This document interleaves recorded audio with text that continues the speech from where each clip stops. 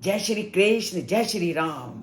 श्री राम और अयोध्या नगरी का वर्णन किसी के बस की बात नहीं, क्योंकि उनकी अयोध्या नगरी इंद्र की अमरावती अर्थात इंद्र की नगरी से भी ज्यादा सुंदर वाल्मीकि को दिखाई दे रही है।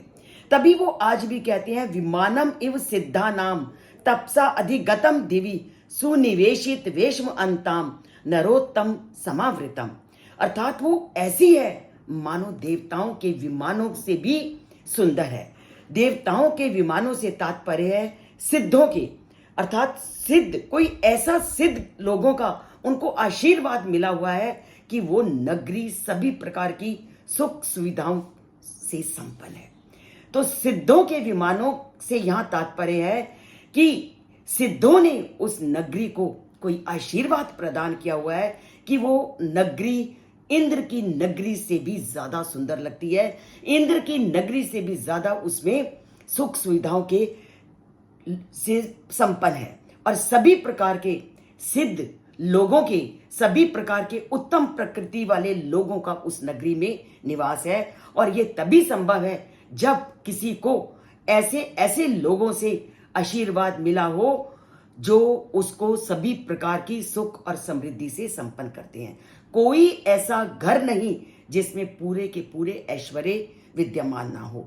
तो ऐसे सुंदर घरों से सुशोभित है वो अयोध्या नगरी, ऐसे सुंदर वातावरण से युक्त है वो सुंदर नगरी कि वाल्मीकि अपनी वाणी से, अपनी लेखनी से उसका वर्णन करते करते थक नहीं रहे, क्योंकि सब सुख सुविधाओं का वो द्वार है।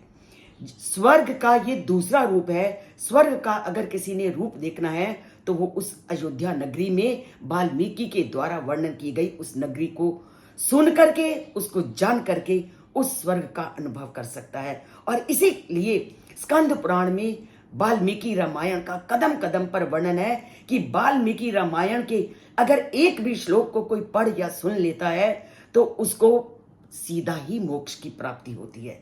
अनेक श्लोकों के माध्यम से स्कंद पुराण में इसी तथ्य का वर्णन है कि राम से संबंधित उनके नाम का जाप करो, राम से संबंधित उनके गुणों का सुनो, उनके स्थानों के बारे में परिचय प्राप्त करो और सीधा मोक्ष के द्वार को प्राप्त करो। इसीलिए मोक्ष के साधन है अयोध्या नगरी। इसीलिए वाल्मीकि की कलम उस मोक्ष के स्थान का वर्णन करते हुए रुक नहीं रही।